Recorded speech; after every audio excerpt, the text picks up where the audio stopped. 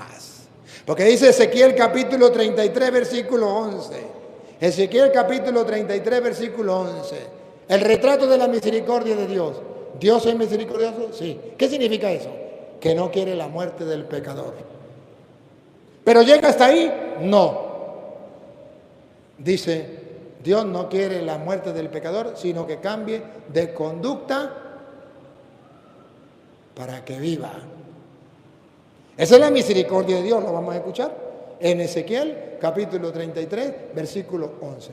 Dios no quiere la muerte del pecador, ahí está la misericordia, pero no está completa, sino que cambie, esa es la misericordia de Dios, para que tenga vida. Pongan cuidado. 11. Diles, vivo yo, dice Jehová el Señor, que no quiero la muerte del impío, del pecador, sino que se vuelva el impío de su camino, sino que se vuelva el impío de su camino y que viva. Dios no quiere la muerte del pecador, sino que cambie de conducta y viva. Que se vuelva de su camino y viva. La misericordia, Isaías capítulo 1, versículo 18. ¿Cómo lo refleja Isaías? Isaías 1, 18. ¿Cómo es la misericordia de Dios? Aunque sus pecados sean rojos, rojitos, si se arrepiente, Dios dejará su alma blanca como la nieve. Isaías 1:18. Venid luego, dice Jehová. Venid, dice Jehová. Estamos leyendo la Biblia protestante. Y estemos a cuenta. Arreglemos la cuenta. Si arreglamos la cuenta, entonces, atención, ¿cuál es el resultado? Si vuestros pecados fueren como la grana, como la nieve serán emblanquecidos.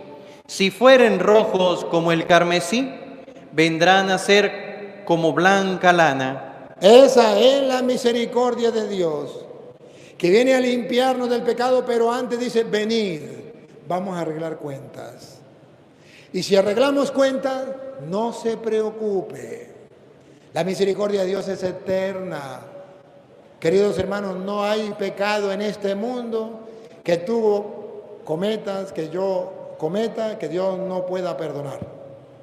El único pecado que Dios no perdona, no porque le sea imposible perdonar, es el pecado contra el Espíritu Santo. ¿Y por qué no lo perdona?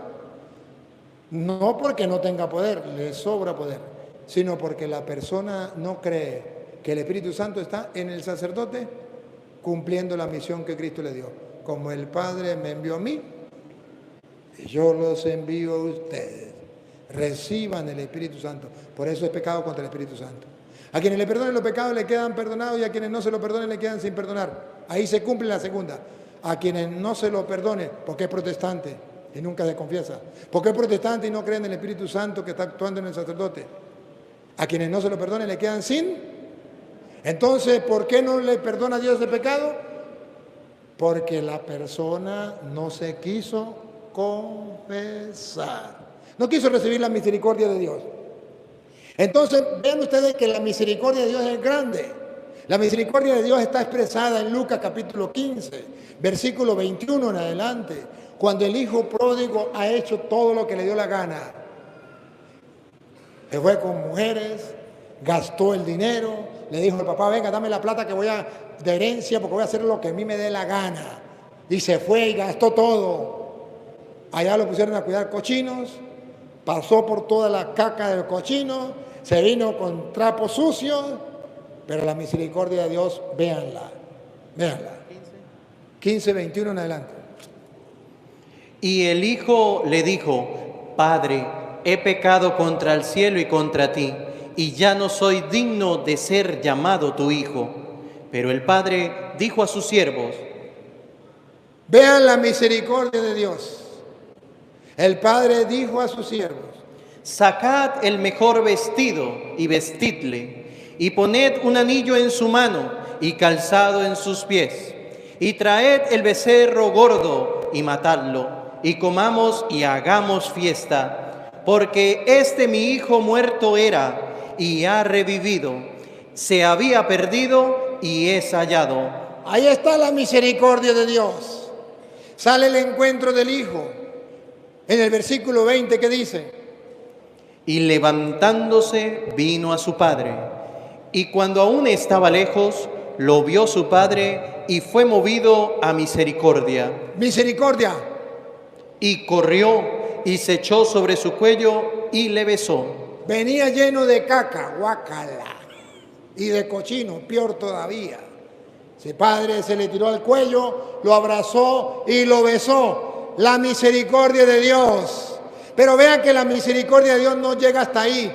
Véanla en los hombres, en los siervos, en lo que Jesús dijo: como el Padre me envió, yo los envío a ustedes. Véanlo, véanlo. Y el hijo le dijo: Padre, he pecado contra el cielo y contra ti, y ya no soy digno de ser llamado tu hijo. Respire profundo. Ahí viene la misericordia de Dios en manos de hombres. Pero el padre dijo a sus siervos. En manos de hombres, otra vez. Pero el padre dijo a sus siervos. En manos de hombres, delegó funciones a sus siervos. Ahí están los sacerdotes que los protestantes nunca quieren ver. Otra vez. Pero el padre dijo a sus siervos. Los sacerdotes, ¿qué le dijo? Sacad el mejor vestido. ¿Quién le va a poner el vestido? Y vestidle. Los sacerdotes. Y poned un anillo en su mano. ¿Quién le va a poner el anillo en sus manos? Los sacerdotes. Y calzado en sus pies. ¿Quién le va a poner el calzado en los pies? Los sacerdotes. Porque la misericordia de Dios llega a ti y a mí por medio de sus siervos.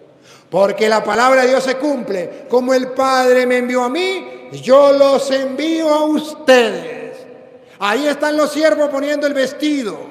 Ahí están los siervos poniendo el anillo. Ahí están los siervos poniendo la sandalia. Que me diga un protestante que Dios no usa siervos, instrumentos, que es mentira. Que la Biblia dice que Dios bajó y le puso el vestido, que Dios bajó y le puso el anillo, que Dios bajó y le puso la sandalia. No. Que Jesús dijo: a quienes yo le perdone los pecados le quedan perdonados. No, Jesús dijo: a quienes ustedes le perdonen los pecados, yo los envío como el Padre me envió a mí. ¿Qué es lo que no entienden? La misericordia de Dios llega en manos de hombres que Dios la pone para que nosotros lo recibamos.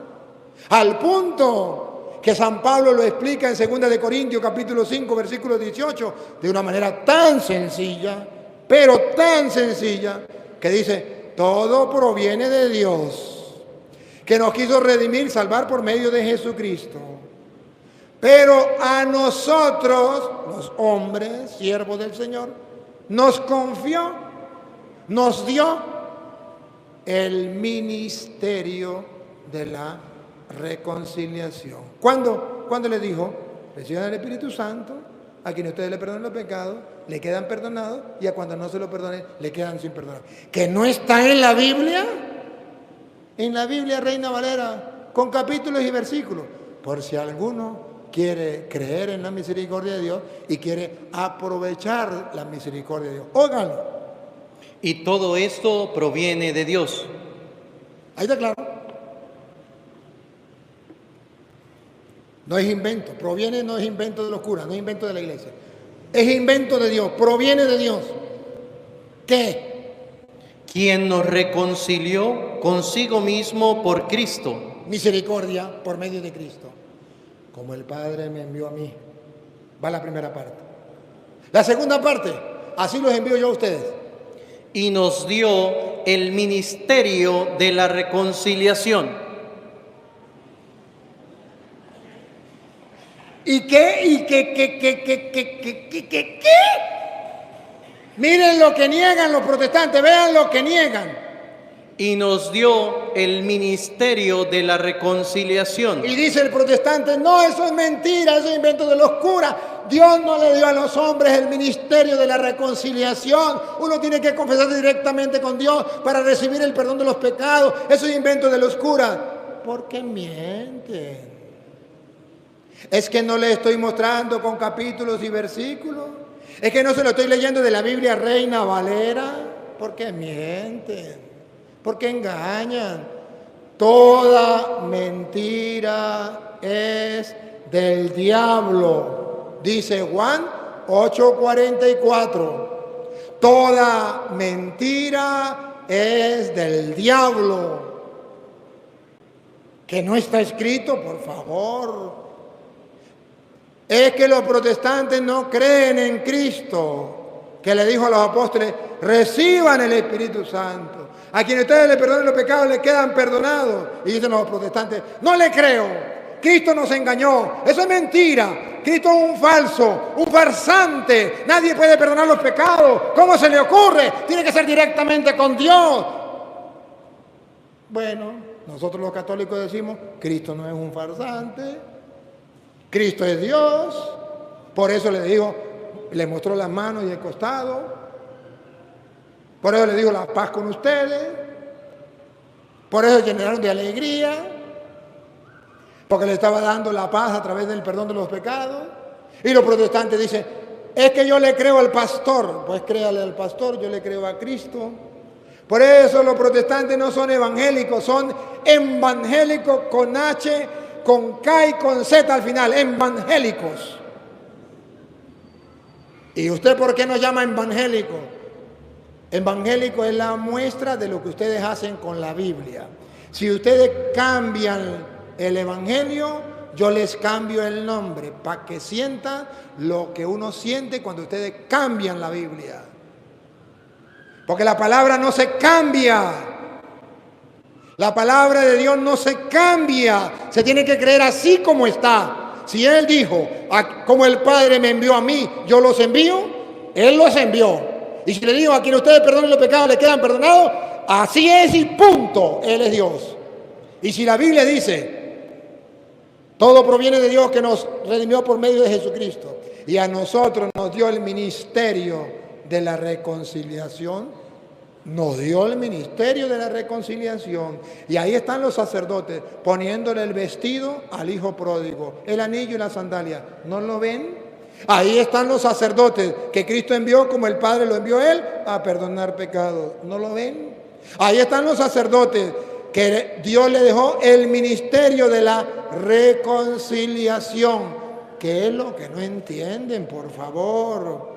Ahora vean que detrás de los evangélicos está el espíritu de Satanás, el diablo, robándoles la misericordia de Dios.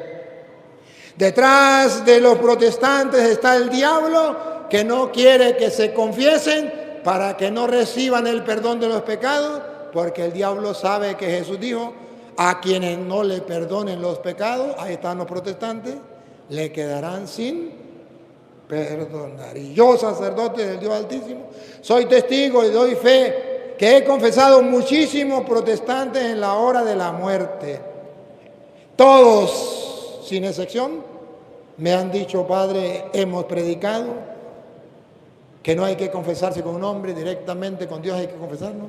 Pero ahorita que estamos en la hora de la muerte, nos damos cuenta que eso es mentira. Necesitamos el perdón de Dios, por favor. Muchos se han tirado de rodillas a suplicarme el perdón de Dios. Muchos. Y por eso les doy un consejo: el día en que ustedes encuentren a un protestante enfermo, se lo suplico de corazón, no le pregunte a la familia si quiere que el cura vaya o no. Pregúntele al enfermo, por favor. Que la familia no se dé cuenta, ojalá. Usted entra a saludarlo y usted sabe que es evangélico. Y usted le dice: ¿usted quiere que el Padre le traiga el Padre?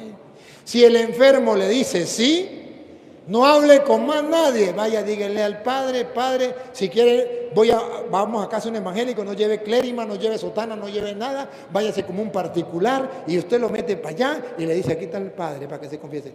Porque el diablo, cuando el evangélico está bien, no lo deja ir a buscar el cura. Y cuando el evangélico se está muriendo, no deja que los familiares le dejen entrar al cura. Porque el diablo quiere que esta alma se condene. Les suplico, si ven a un evangélico en peligro de muerte, vaya y pregúntele a él personalmente y ojalá solito. No le cuente a nadie y busque el cura y llévelo. Pero no le pregunte a la familia, porque el diablo va a mover a alguno de la familia que sea evangélico y se va a oponer para que no se salve. Porque el diablo está en contra de la misericordia de Dios. Porque el diablo no quiere que la gente se salve. La misericordia de Dios es que Dios perdona los pecados a través del sacramento para que podamos entrar al cielo con el alma limpia. Porque al cielo no entra nada manchado. Y el diablo quiere que todos nos vayamos al infierno y por eso no quiere que nos confesemos.